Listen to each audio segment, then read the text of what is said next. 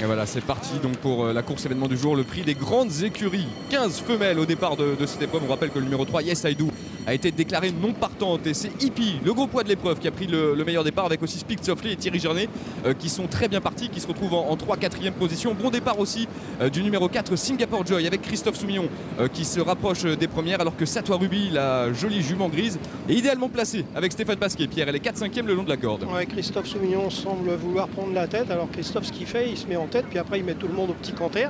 Ses petits camarades ont intérêt à se méfier. On a Hippie à ses côtés, et puis on aperçoit une casaque rouge. Ici, c'est celle du numéro 10, Secret Marx, alors que la grise, Satoa Ruby, est bien placée en 3e position à la corde, ne prenant pas le vent.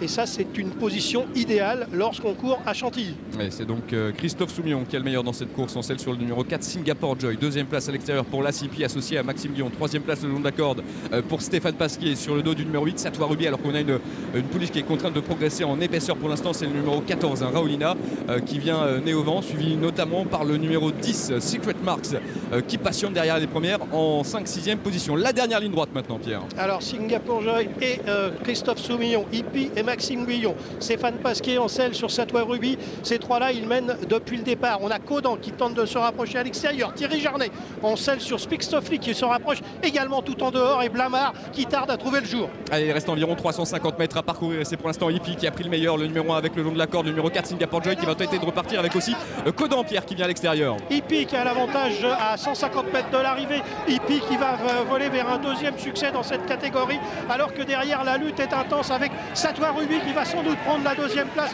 Le numéro 10, Secret Mark, sera 3e. La 4e place, il me semble, à la corde pour Singapore Joy, et la 5e place à l'extérieur pour le 16, Zafira. On va regarder ça tranquillement. L'As, Hippie, Maxime Guillon s'impose devant le 8, Satoa Ruby et Stéphane Pasquier. La 3e place, c'est très pointu entre le 10, Secret Marks, et le 4, Singapore Joy, et il me semble bien que le 16, Zafira, doit se contenter de la 5e place. Et bien Hippie, qui avait déjà gagné cette année son gros handicap, qui avait donc été pénalisé, a prouvé l'autre jour en terminant 5e qu'elle restait compétitive, et aujourd'hui eh bien elle s'est imposée à la manière des fortes, puisqu'elle s'est retrouvée rapidement aux avant-postes, et Maxime Guillon, malgré son poids, n'a pas hésité à attaquer de bonne heure. Hippie se montrant aujourd'hui extrêmement supérieur à ses adversaires. Excellent comportement de la vieille Satoa Ruby. Une fois de plus dans la bagarre, Stéphane Pasquier l'a monté aux petits oignons le long de la corde. Il s'est rapproché dans le sillage d'Hippie, mais aujourd'hui Hippie était intraitable.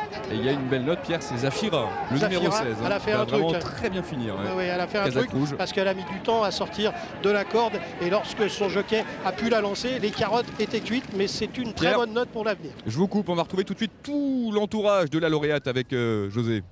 Oui, Monsieur Libaud, vous me disiez